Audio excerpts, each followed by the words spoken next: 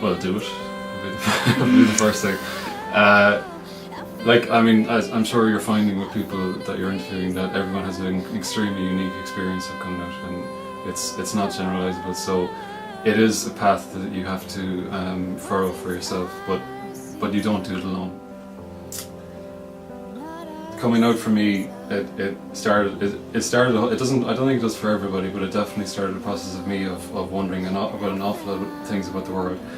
Like, for me, it made me go, how on earth could I be socialised for 20 years into thinking a certain way about who I was attracted to?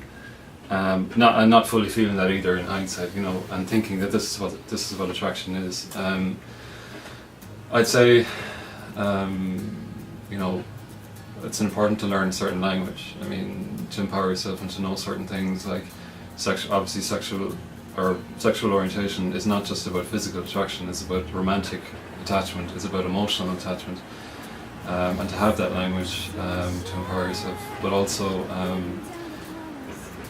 I think adversity or any kind of challenge that you have to overcome, for me anyway, is something that should teach you about being human and about having patience with other people.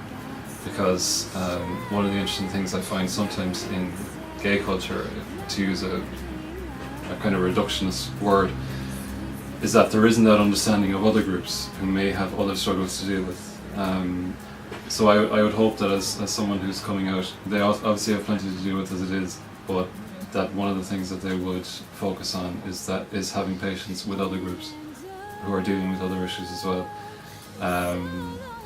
Because that's something that I would focus on, is how LGBT communities or whatever would see themselves as kind of interconnected into other people's struggle or other people's issues. And I think that's something that needs to be focused on a lot more. But in terms of the individual, I think it's about educating yourself, it's about reading, it's about getting to know people, and it's about seeing it as a very positive thing and a very necessary thing. That takes time, and actually takes a lifetime, I think. I'm 30 years old now. I was 25 when I had my first kiss, so I still see myself as kind of a teenager and all this. So I still see myself as learning about it, even though I might present myself to the world as this university lecturer. So, like, the thing is, you're always learning about it, and it's important to see that as a good thing. See it as a positive, and to take hold of it and to enjoy it. If I could give someone that is thinking about coming out or is coming out, is just kind of be yourself and don't take it too seriously, because if you take it very seriously and dramatically, then the people you're telling will be more intimidated. Just kind of take it more easy going. Like, I came out by telling my dad to set the table with a pizza, and I told him that I'd come out from cookboard and I had a tea party, and that's how I did it. So do something whimsical and it won't be as intimidating. Do it is the main advice, but only if you're comfortable and only if you're ready. I think the most important thing is to be ready and to be sure that you acknowledge it to yourself. First of all, I think that's the most important person to come out to, is yourself. Once you're comfortable with who you are, then it doesn't really matter what anybody else thinks or what anybody else says, because you know you're okay in your own skin. For younger people, I think there is always I suppose the danger that, or the fear that they'll be rejected by family and so forth. So I think you have to kind of make sure that you have some kind of support structure behind you. There are plenty of organisations out there like Belong To, like Glen and so forth, that can provide that kind of help to people thinking of coming out. But yeah, I think just do it. I think you will never regret it, really.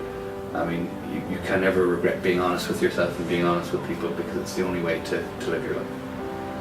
So. Definitely come out and just make sure that you have the confidence within yourself to know that this is what makes you happy, and you can do something that's making you happy and making you happy. Anyway, it's one of the best decisions you can ever make in my life.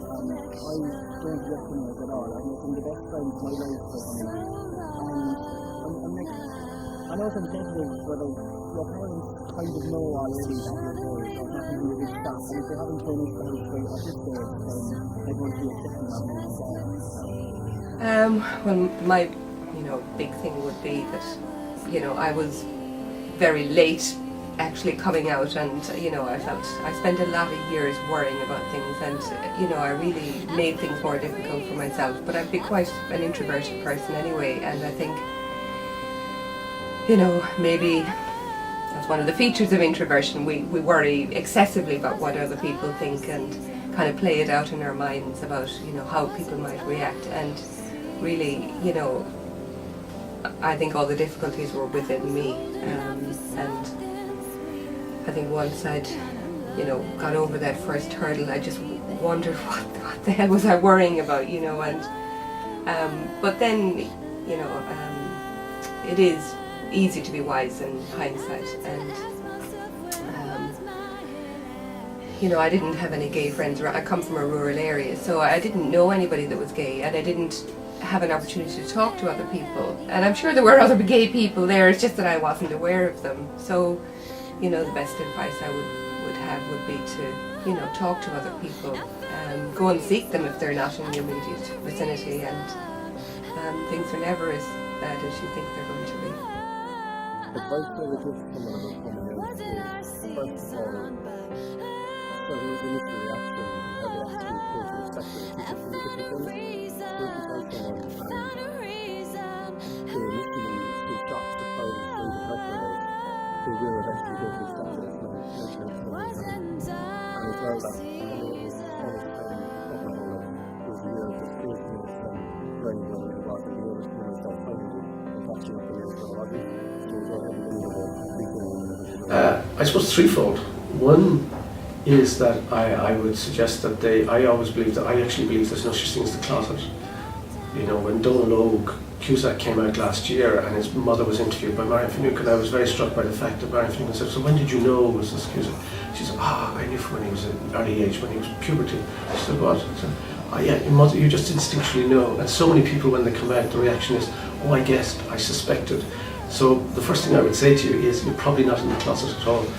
The only closet is in here, and you need to come out to yourself. So the first thing is do that. Second thing is don't come out the way I did. I would suggest come out organically. What I mean by that is I don't believe there's a need anymore, or I think if I were coming out all over again, and when I come out now, because I still have to keep coming out even at this stage, because people, I just read my gay community news, and people see it there, and then they know I'm gay, or they suspect, and they get this message, bring your boyfriend to the party when your friends invite you, and then they say, well, that's my date. They get the message.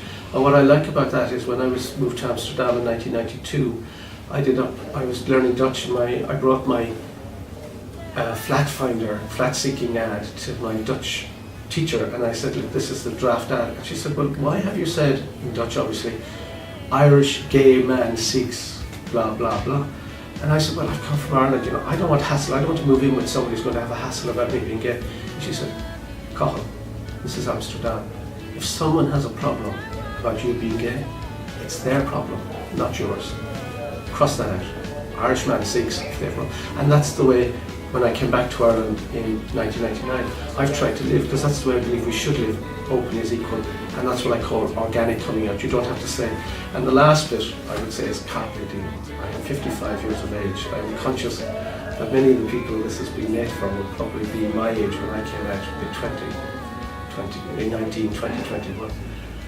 I'm 3.5 decades older now, and you're not going to believe me, but it goes like that. I can still remember being in college here, and I cannot believe I have lived 35 years so fast. It goes fast.